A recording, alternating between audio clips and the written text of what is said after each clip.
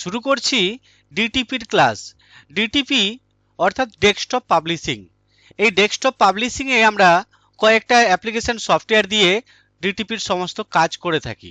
তার মধ্যে অন্যতম যে সফটওয়্যারটি রয়েছে তার নাম করেল ড্র, ফটোশপ।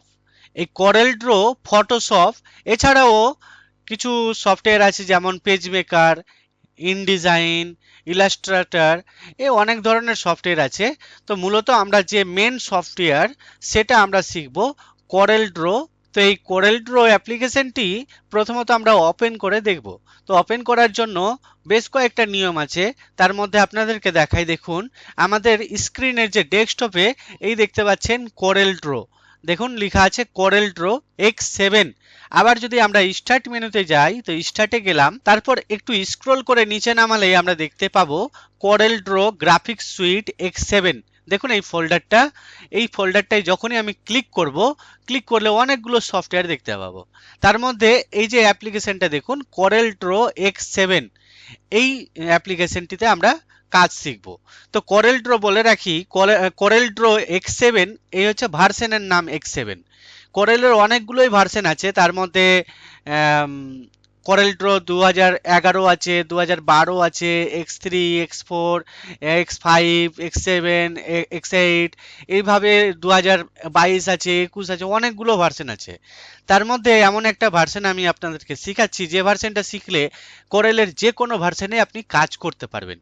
মানে আপনার কম্পিউটারে যদি করেল ড্র 2012 থাকে বা X3 থাকে, X4 থাকে বা আপগ্রেড ভার্সন X8 থাকে, তবু আপনি কাজ করতে পারবেন খুব সহজেই।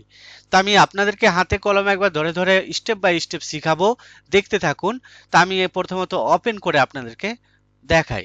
দেখুন আমি করেল ড্র X7 এই অ্যাপ্লিকেশনটি ক্লিক করলাম। ক্লিক করা মাত্র দেখুন কি আসলো, Corel draw graphics sweet X7 এর একটা ডায়লগ বক্স ওপেন হয়ে গেছে, কিছু ইমেল আইডি চাইছে।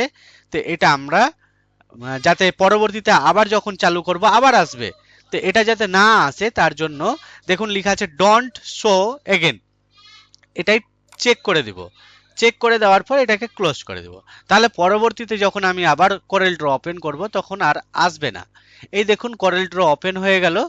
এবার করেল ড্র ওপেন হওয়ার পরে কি আসছে, ওয়েলকাম স্ক্রিন। তো এই নিউ ডকুমেন্টে আমি ক্লিক করে দিলাম। ক্লিক করা মাত্র দেখুন আর একটা ডায়লগ বক্স ওপেন হয়ে গেল। এই বক্সের মধ্যে আমি যে ডকুমেন্টটা তৈরি করব সেই ডকুমেন্টের নাম কি, নাম চাইলে রাখতে পারেন বা পরবর্তীতেও নাম রাখতে পারবেন। এছাড়াও তার নিচে দেখতে পাচ্ছি সাইজ আছে, সাইজ আমরা যে সাইজের আমরা ম্যাটারটা তৈরি করব সেই সাইজটা দিতে পারবো। তো আমি ডিফল্টভাবে A4ই রাখছি আপাতত, পরে বুঝবো কি সাইজের কি বানাবো না বানাবো, পুরোটাই বলবো, এখন আপাতত রাখলাম। তারপরে আমরা যে পরিমাপ করব ইউনিট, সেই ইউনিটটা কি রাখবো, মিলিমিটার রাখবো না সেন্টিমিটার রাখবো না ইঞ্চ রাখবো, সেটা আপনার উপর ডিপেন্ড করবে। তবে আমি গাইড করব কি রাখলে ভালো, কোন সময় কি ইউনিট রাখবো, পুরোটাই আমি আপনাদেরকে বলবো। আপাতত মিলিমিটারটাই থাকলো। তার পাশেই আছে দেখুন, যেমন আমরা এমএস ওয়ার্ডে কাজ করেছি পোর্ট্রেট ল্যান্ডস্কেপ, এখানেও ঠিক আছে। দেখুন ল্যান্ডস্কেপ আছে এবং পোর্ট্রেট আছে। এখন বর্তমানে পোর্ট্রেটে ক্লিক হয়ে আছে। দেখুন আমরা যদি ল্যান্ডস্কেপে ক্লিক করি তো ল্যান্ডস্কেপ হবে। ব্যাপারটা ওপেন করি তাহলে বুঝতে পারবেন গল্পটা। তার নিচে কতটা পেজ আমি ওপেন করব। সিএম, দেখুন প্রাইমারি কালার মোড আছে CMYK, RGB, এই দুই ধরনের কালার মোড আছে। তো CMYK আমরা প্রিন্টিং এর জন্য ইউজ করে থাকি এবং ডিজিটালের জন্য RGB করে থাকি। তো এগুলো ম্যাটারগুলো সম্পূর্ণটাই আমরা একে একে ধাপে ধাপে বুঝবো। এখন এগুলো টপিকে যাচ্ছি না, পুরো টপিকগুলো আমি ধাপে ধাপে স্টেপ বাই স্টেপ খুব সহজভাবে বুঝাবো আপনাদেরকে। আপাতত আমি এটাকে ওকে করে দিচ্ছি। ওকে করে দেওয়ার সঙ্গে সঙ্গে দেখুন আমাদের কোরেল ড্র প্রপার ভাবে ওপেন হয়ে গেছে, পেজও দেখতে পাচ্ছি সাদা রঙের। দেখুন মিডিলে আমরা পেজ দেখতে পাচ্ছি। একটু বলে রাখি, উপরে একটু পরিচয়গুলো জেনে নিই প্রথমত। সবচেয়ে উপরে দেখুন লেখা আছে Corel draw X7 64 bit untitled 1। আর এই সাইডে চলে যাবেন, ডান দিকে আছে মিনিমাইজ, ম্যাক্সিমাইজ, ক্লোজ।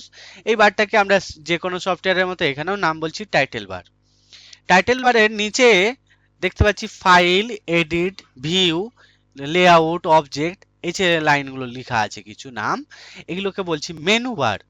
এগুলো মেনু, যেমন ফাইল মেনু। যখন আমি আপনাদেরকে শিখাবো করেল ড্র এর কাজগুলো, আপনাকে আমি বলবো ভিউ মেনুতে ক্লিক করতে, তখন কি করতে হবে না, ভিউ এ ক্লিক করতে হবে। যে ভিউ, মেনু কথা লেখা থাকবে না, এগুলোর নাম হচ্ছে মেনু।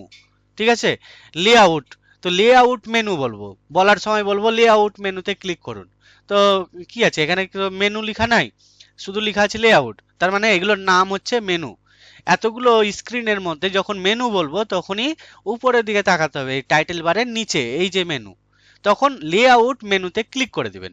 তারপর যেটা বলবো, যে কাজটা দেখাবো সেটা করতে হবে। বোঝা গেল যে মেনু বার কাকে বলছি? তো এগুলোকে বলছি মেনু।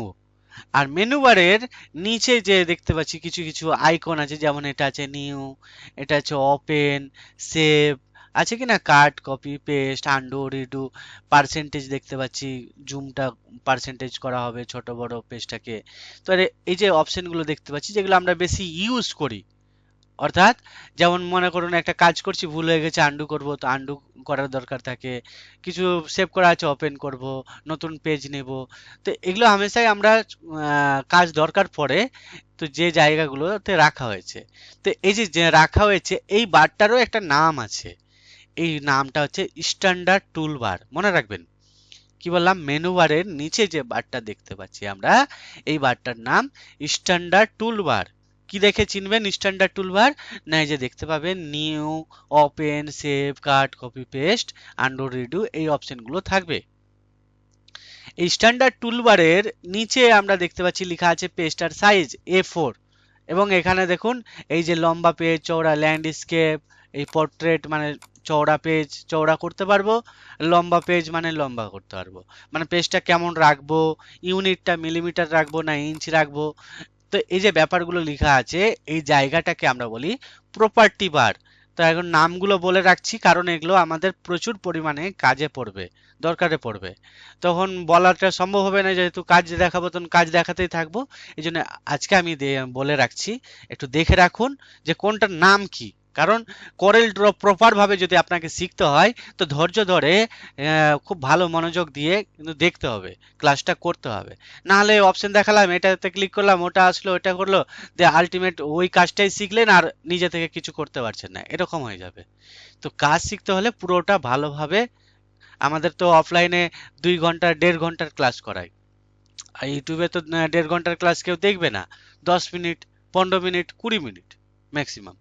তো ভালোভাবে একটু বুঝুন, আমি ভালো করে বোঝানোর চেষ্টা করছি কোনটাকে কি নাম, ধাপে ধাপে স্টেপ বাই স্টেপ, এরকম না যে অর্ধেক শিখাবো না, এরকম না, পুরোটাই কমপ্লিট করাবো, পুরোটাই শিখাবো। ধৈর্য ধরে একটু দেখতে হবে আপনাদেরকে। আচ্ছা, তার নিচে আছে দেখুন, এই যে কিছু কিছু ছবি দেখতে পাচ্ছি, শেপস আছে, জুম জুম করার দেখুন আছে। তো এগুলো যে অপশনগুলো দেখতে পাচ্ছি, এই জায়গাটাকে বলি আমরা টুল বক্স। কি নাম বলছি? Tool box. যেমন দেখবেন ইলেকট্রিক মিস্ত্রি যায় না কাজ করতে, তো একটা টুল বক্স নিয়ে যায় ওখানে, সেখানে টেস্টার থাকবে, যেখানে অনেকগুলো আর মেশিন পত্র থাকবে। তো এরকম আমাদের ডিজাইনিং এর কাজ, ডিটিপির কাজ। তো ডিটিপির ম্যাটার তৈরি করার জন্য আমাদের তো হাতিয়ার লাগবে, তাই তো? অনেক কিছু জিনিসপত্র লাগবে, যে তুলি লাগবে আঁকার জন্য, পেন্সিল লাগবে, রবার লাগবে, যে যা যা সরঞ্জাম লাগবে, এই সরঞ্জাম সবগুলো আছে এখানে, নাম বলছি টুল বক্স। ঠিক আছে? তো এই টুল বক্সের মধ্যে আমরা সবকিছু আছে, এগুলো নিয়ে আমরা কাজ করব। আর তার উপরে দেখুন এই যে 300, 250, 200, 150, 100 এইভাবে স্কেলের মতো দেখতে পাচ্ছেন, এটাকে বলি আমরা রুলার। ঠিক আছে? এটার নাম রুলার বলি। আর বাম দিকে ডান দিকে দেখুন কালার দেখতে পাচ্ছি, এটা কালার প্যালেটই বলা হয়। এটা কালার দেখেই বোঝা যাচ্ছে, হ্যাঁ কালার। আচ্ছা, তার নিচে আমরা দেখতে পাবো স্ক্রল বার। এই যে স্ক্রল, এটা ভার্টিক্যাল আর এটা হচ্ছে হরাইজন্টাল। তো স্ক্রল বার দুটো আছে, পেজটা উপর নিচ লেফট রাইট এগুলো করতে পারবো স্ক্রল দিয়ে। আর তার নিচে আর একটা জায়গা দেখতে পাচ্ছি, দেখুন মাউসটা কোথায় কোথায় নিয়ে যাচ্ছে, এখানে পয়েন্ট উঠছে, দেখুন লক্ষ্য করুন ভালোভাবে। তারপরে এখানে নান লেখা আছে, CMYK কত জিরো জিরো করা আছে। ব্যাপারগুলো সব বুঝতে হবে আপনাদেরকে, যে কোনটার কাজ কি, কিভাবে কি কাজ করে। তো এই জায়গাটার নাম আজকে শুধু চিনাচ্ছি। এই জায়গার নাম বলা হয় স্ট্যাটাস বার। কি নাম বললাম? Status bar. খুব স্পিডে একটু তাড়াতাড়ি বলে দিই, টাইটেল বার, তার নিচে মেনু বার, তারপরে বললাম স্ট্যান্ডার্ড টুল বার, তারপর হচ্ছে প্রপার্টি বার, আর এইদিকে বললাম tool box, ruler, colour palette, scroll bar vertical, আর এটা হচ্ছে হরাইজন্টাল স্ক্রল বার, আর সবচেয়ে নিচেরটা কি বললাম, স্ট্যাটাস বার। মনে থাকবে? তো আমি আশা করছি আপনারা খুব সহজেই বুঝতে পেরেছেন যে কোন জায়গার কি নাম, কোনটাকে কি বলছি, কি নামে ডাকছি, এই নামগুলো আমি বলে রাখলাম। তো আজকের ক্লাস এই পর্যন্তই থাক, জাস্ট ইন্ট্রোডাকশন।